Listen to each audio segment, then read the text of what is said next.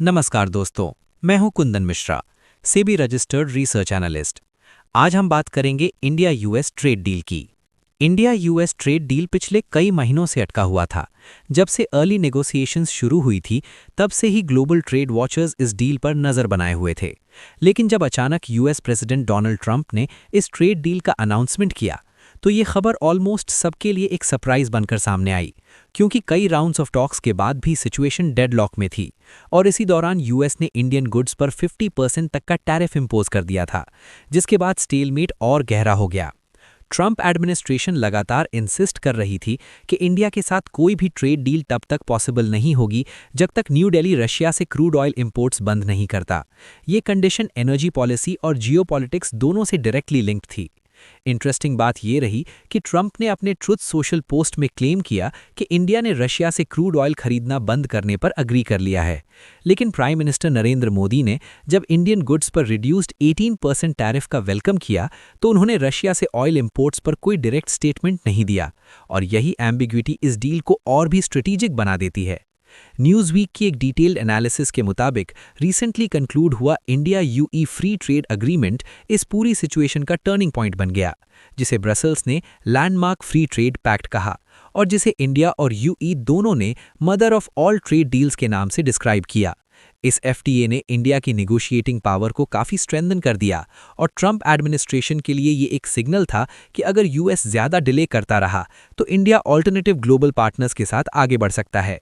Prime minister Modi ने Yui deal को publicly welcome करते हुए कहा कि ये अग्रीमेंट ग्रोथ, इन्वेस्टमेंट और स्ट्रेटेजिक कोऑपरेशन के लिए नए पाथवेज ओपन करता है। न्यूज़वीक एनालिसिस के मुताबिक इवेंट्स का सीक्वेंसिंग बिल्कुल डेलिबरेट था। डील अनाउंसमेंट से थोड़ी देर पहले ही newly appointed US ambassador to India Sergio Gor ने एक क्रिप्टिक मैसेज पोस्ट किया था, जिसमें लिखा था, president Trump just spoke with prime minister Modi, stay tuned.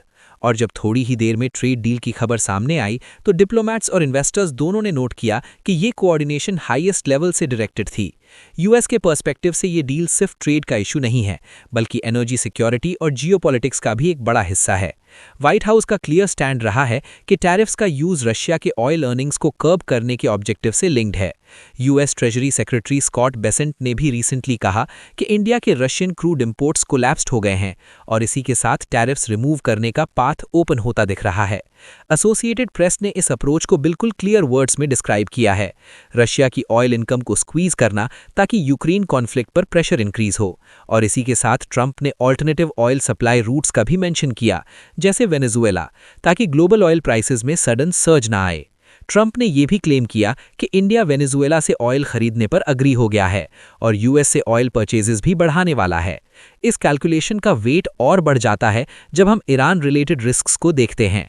Recent reports के मुताबिक तेहरान को डर है कि कोई पोटेंशियल यूएस स्ट्राइक रेजीम को डीस्टेबलाइज कर सकता है और गल्फ रीजन में कोई भी शॉक ग्लोबल ऑयल मार्केट्स को इंस्टेंटली हिला सकता है। रॉयटर्स के मुताबिक ईरानियन ऑफिशियल्स भी कंसर्न हैं कि even narrowly targeted US military action से पूरे मिडिल ईस्ट की स्टेबिलिटी पर असर पड़ सकता है और ऐसे सिनेरियो में इंडिया जैसे लार्ज एनर्जी इंपोर्टर के लिए डाइवर्सिफाइड सप्लाई रूट्स क्रिटिकल हो जाते हैं। पॉलिटिकल ऑप्टिक्स के लेवल पर देखा जाए तो इंडिया यूएस ट्रेड डील दोनों लीडर्स के लिए विन विन सिचुएशन क्रिएट करती है। ट्रंप एक स्ट्रॉन्ग नैरेटिव प्रोजेक्ट करते हैं कि उन्होंने टैरिफ्स का यूज करके रशिया पर प्रेशर बनाया, जबकि प्राइम मिनिस्टर मोदी को टैरिफ कंसेशंस मिलती हैं और इंडियन एक्सपोर्ट्स के लिए एक क्लियरर पाथवे ओपन होता है। लेकिन सरफेस के नीचे एक और बड़ा स्ट्रेटेजिक कैलकुलेशन चल रहा है। यूएस इंडिया को चाइना के ऑर्बिट से बाहर एक लॉन्ग टर्म मैन्युफैक्चरिंग और डिफेंस पार्टनर के रूप में लॉक करना चाहता है, जबकि इंडिया टैंजिबल प्रूफ चाहता है कि यूएस के साथ क्लोजर अलाइनमेंट सिर्फ डिप्लोमैटिक बातें नहीं बल्कि रियल इकोनॉमिक और ट्रेड बेनिफिट्स डिलीवर करता है। और इसी बैलेंस के बीच ये India US trade deal shape ले रही है, जो सिर्फ एक अग्रीमेंट नहीं बल्कि global power politics, energy security, supply chain realignment और 21st सेंचुरी जियोपॉलिटिक्स का एक मेजर चैप्टर बन चुकी है। ऐसी ही इन्फॉर्मेटिव वीडियो के लिए लाइक करें, सब्सक्राइब करें हमारे यूट्यूब चैनल को। Thank you for watching our video.